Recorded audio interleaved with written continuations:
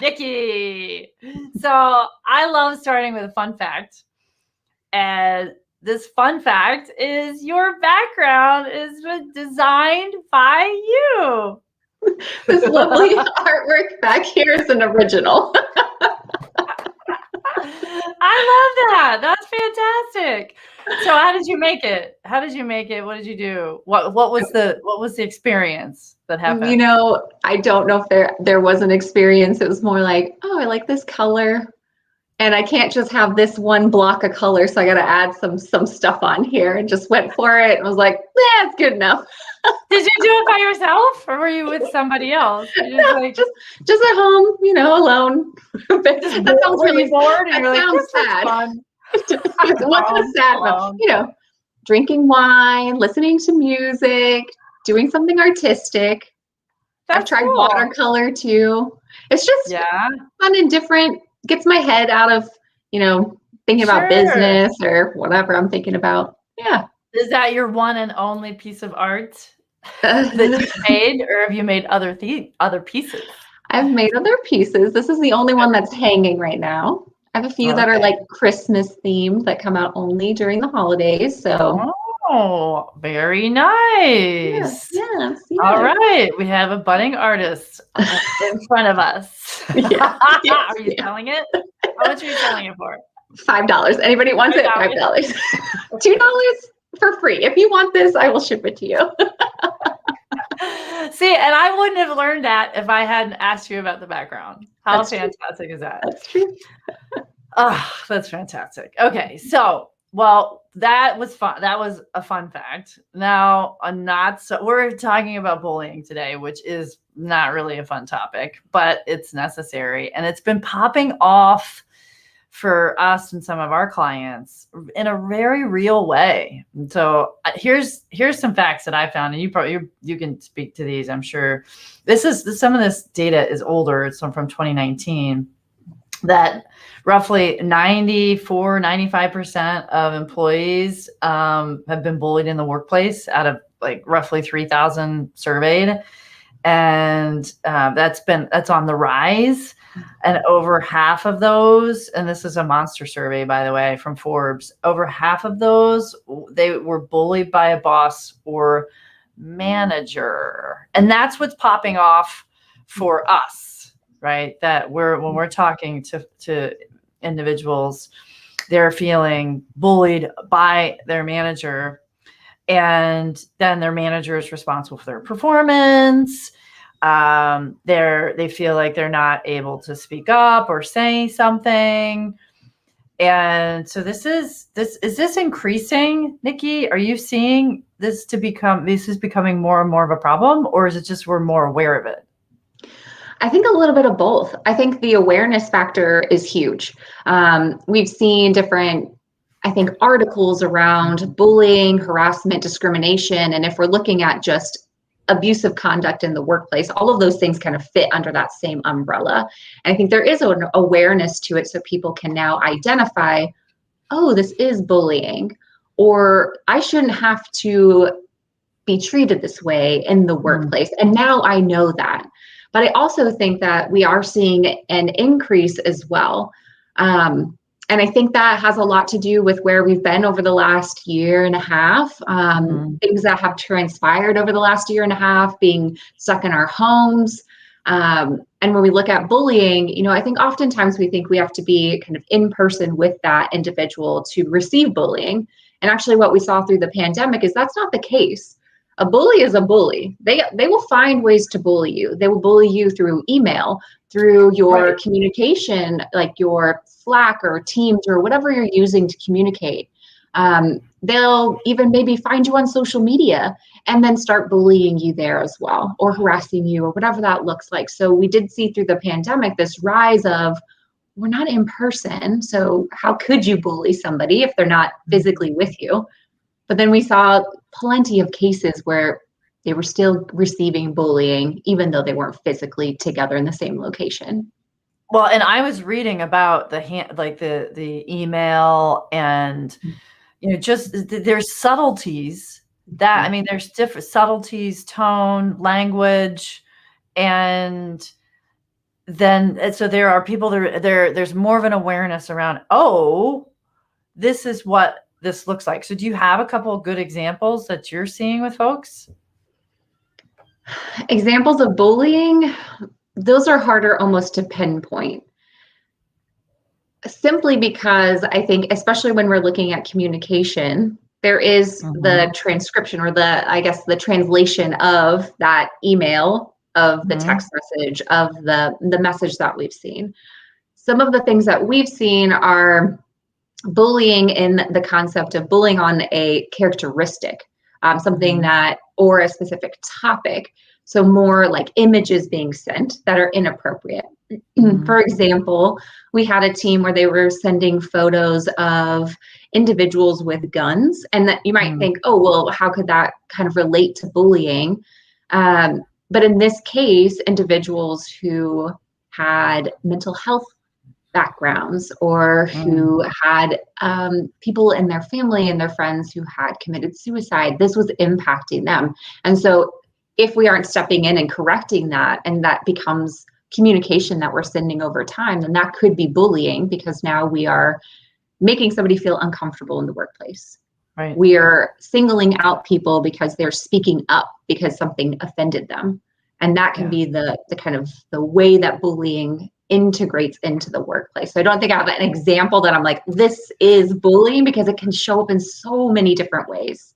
Well, I'll give you one that came to us. So one that came to us was that the subordinate was was in a meeting, a virtual meeting, with the manager, and the manager was sharing information with this whole team that she didn't like. She didn't like the work product. She didn't agree with it, and it was aggressive. It was abrasive, and that type of behavior is being repeated continuously. And then on the backside, there's a passive aggressive, oh, it's fine, everything's fine, right? And so, yeah, there's mixed messages there, and the impression for that person was, I am being bullied in these situations. So is that a good example? That's a perfect example. I think you said it correctly, the aggressiveness, right? The feeling like you are being pinpointed against everybody else. So you're in this meeting and all of a sudden everything's landing on you. And then that continues to happen. And there's this trend that it's not just one time, it's happening continuously. And not to say that you can't be bullied just once, but when we look at bullying, it typically isn't just a one-off, one-time thing. It can be, but it's kind of this trend. It's a trend, or repeated offenses, and it keeps happening. And so there were things that we suggested to that person. So I'll just share. I'll say we said, first in the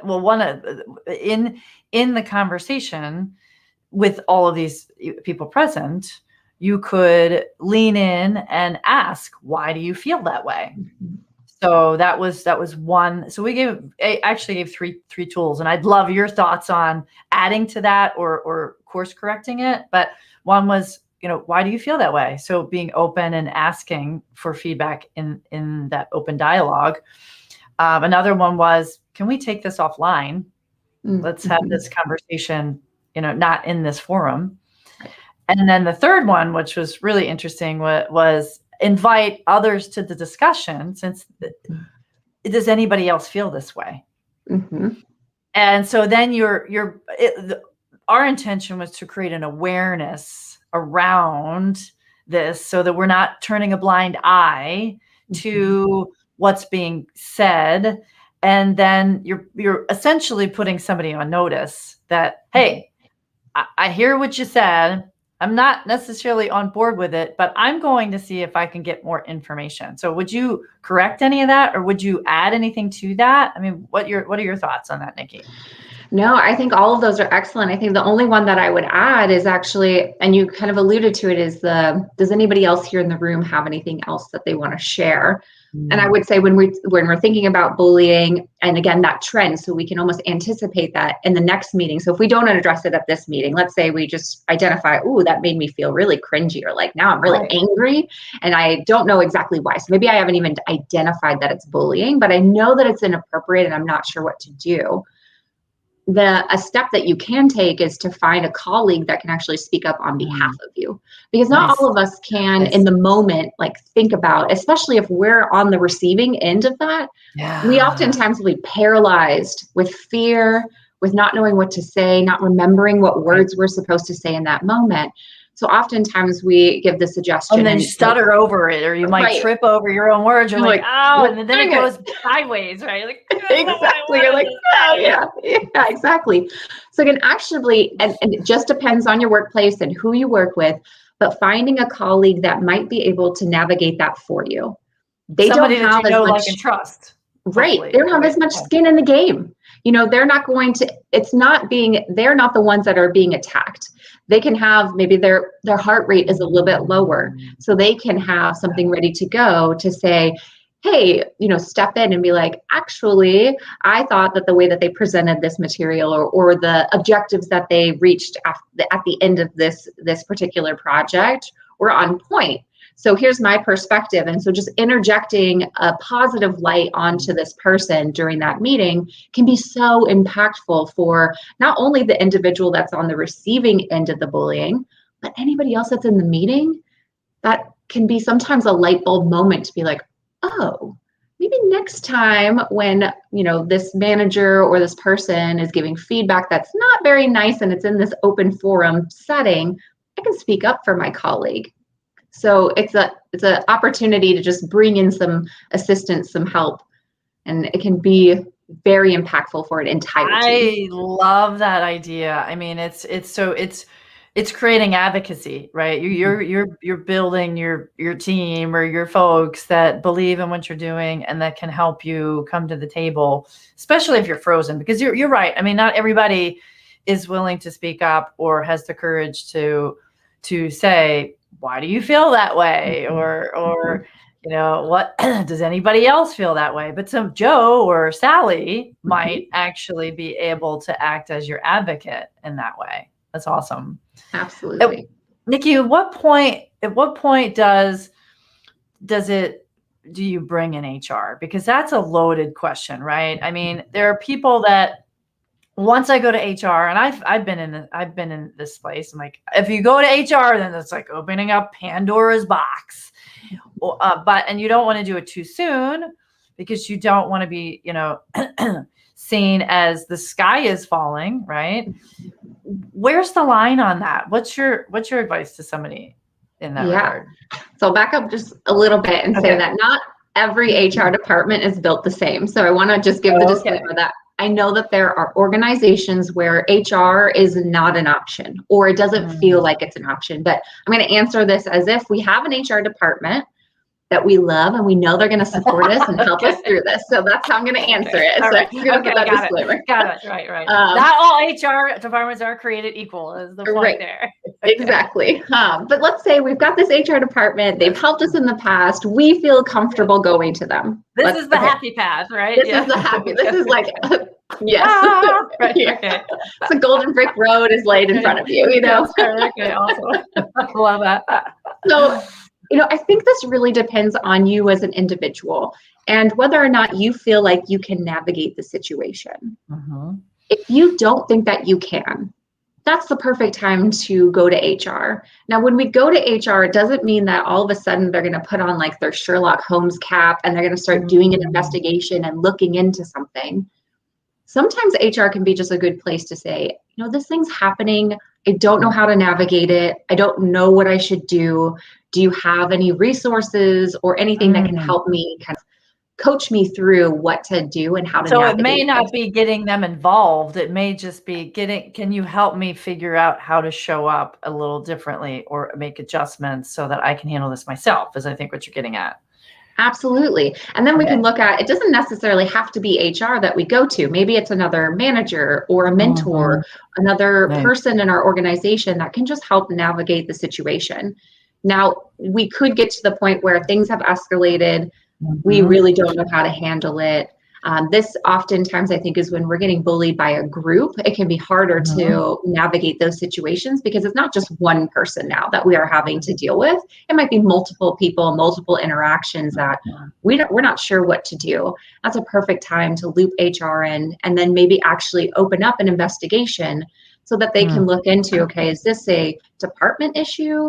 Is this a team issue? Is this a leadership issue? What are we looking at here? And is there potential where we can either coach the individuals that are bullying, maybe also do disciplinary action that's appropriate for whatever's going on, or ultimately, is there somebody on the team that isn't a good fit? And so long term, they've been impacting our workplace culture. And so we're going to help you navigate this. And so going to HR means that some sort, hopefully, again, if we have an HR department that's functioning correctly and doing all the things that they need, Right. they're going to take action on behalf of you. They're going to do something for the benefit of you as the employee saying, hey, I'm feeling uncomfortable and I need help. Okay. So I'm going to ask this because I'm sure that people are thinking this for those that are watching now or that are going to watch it later. The sad path, right? So if you have, I know, if you have an HR department that they're evil, hopefully, I don't know, but nobody's ever really evil. Maybe they're just not as progressive or not as helpful, right? So you have that path, or you have those that are just terrified, right? Just fearful to bring up anything or share anything in light of what retribution could look like. What does that path look like, Nikki? Yeah, I think, when we don't have let's say we have an HR department we don't feel comfortable going with, or even if we work at a small business and we don't have an HR department, there's Right, that nobody there, we're happens too too. small, That's right. right? Right. I think this really is a time where we need to lean on mentors, other supervisors, colleagues that can just help get us through what's going on. And I think it's also important to know that sometimes the workplace that you're at right now isn't a good fit for you. Yeah. And so it's making that and I know that is hard, but then it's okay, let's start looking at finding another role, maybe in a different department. Maybe it means going outside of the company, but sometimes we do have to make the decision that where we're working now, if bullying is a part of the workplace culture, and I have witnessed this, it's hard to work in an organization like that. You're not going to excel in your job. You're going to leave feeling defeated every single day. It's going to be hard. And so if you have somebody in your organization that you can lean on, that you can say, hey, manager, supervisor, this thing's happening to me with this group or this other person. Can you help me navigate it? I don't feel comfortable going to HR. They should also, and we're hoping that there's some employee advocacy person in your organization that you can really lean into and help you through the situation. And so, all right, so this is tell people about you, and we probably could have done this at the beginning, but I like to save it for later. So what you do, because if there isn't someone internally, there are resources externally, like you, like other organizations. And so if somebody wanted to reach out to you in confidence, what would that look like? Yeah, so I'm Nikki Larchar. This is my name right here. Really excited to be here. And we jumped right in, so I love that. We did. We totally did. So I'm actually the co-founder of Define the Line, and we're a company that's on a mission to eliminate workplace harassment. And we do that by training teams on having a conversation about what harassment is, but more importantly, what we each can do to make sure that we can prevent it from happening in the future. And it's definetheline.com, correct? Definetheline.com. It's comic, not because I tell jokes. Well, I do tell jokes, but sometimes they don't land. But we created a comic book training tool. So it's comic because of the comic book that we use in our trainings. I just put that in the various things. That's why I was asking. Okay, go ahead. Sorry. Perfect. Yeah, and you can reach out to me directly on LinkedIn. I love connecting with individuals. I'm the only Nikki Larchar in existence. There's no other one So you can you're Google. easy to I'm just find, saying, right? I'm it. You're easy to Yeah, find. exactly. Or you can email me at nikki@definetheLineComic.com. I am always here as just a resource if you are going through something.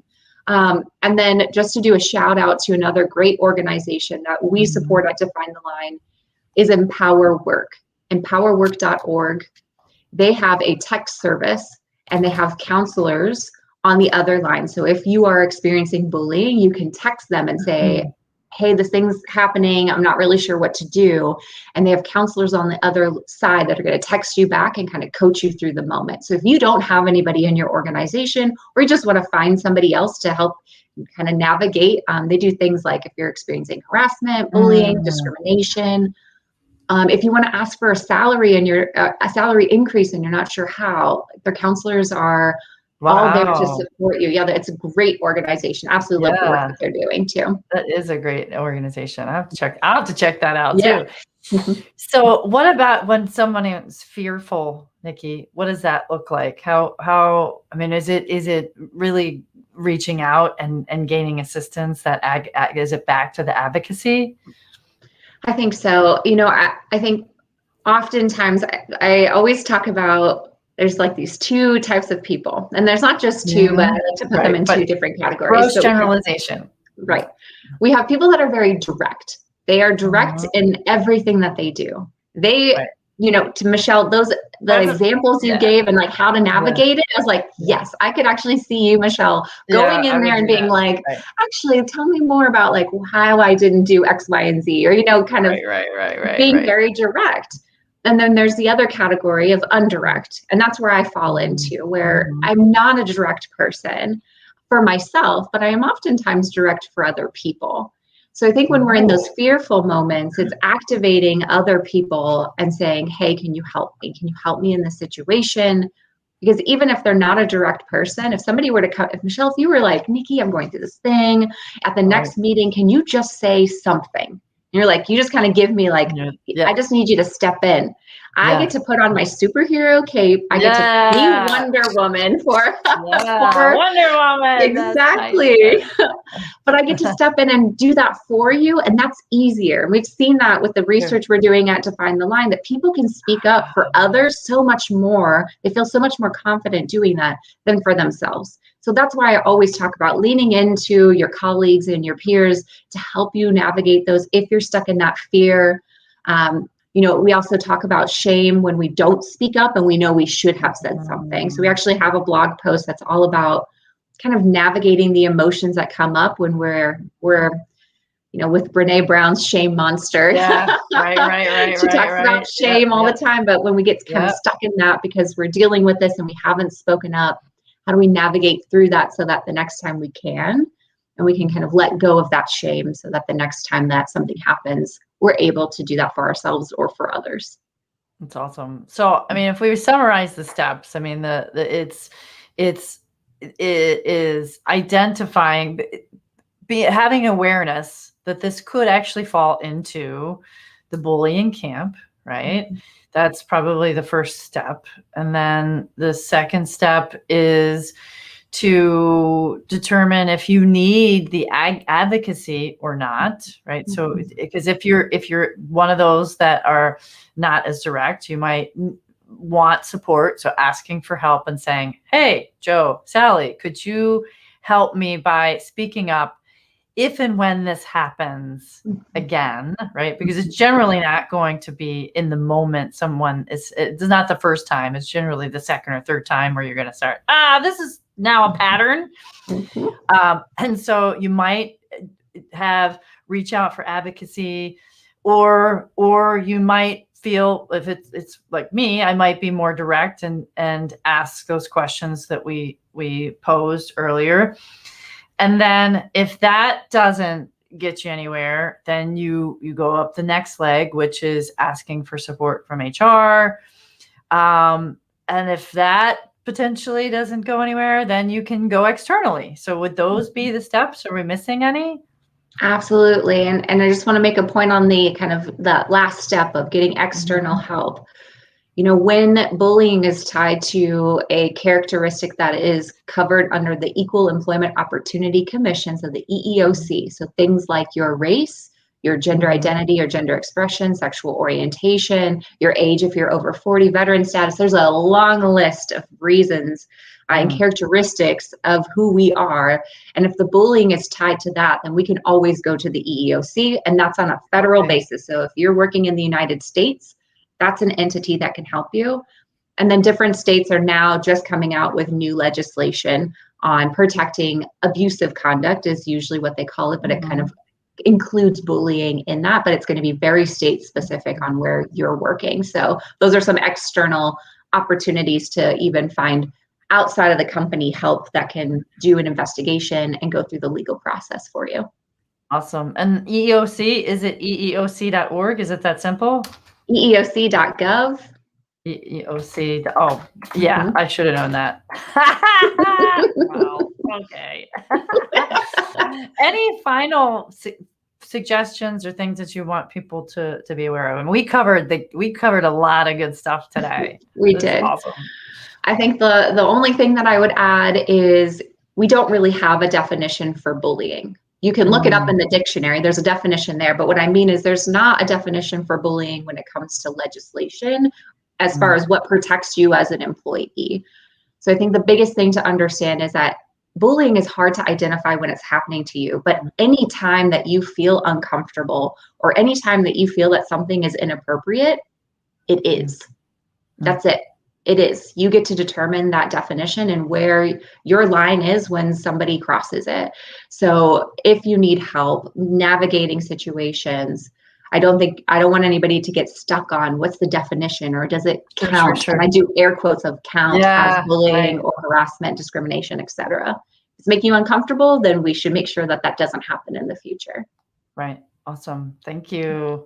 So this has been fantastic information for everybody. So thank you for that, Nikki. You're a blessing, and the work that you're doing is fantastic. I mean, because a lot of people don't want to talk about it. It's uncomfortable. It's uncomfortable. Yeah. It's hard and uncomfortable. All of the topics that you handle. So, and you do it. The comic part is you try to bring some lightness to it, so it's not as hard to discuss.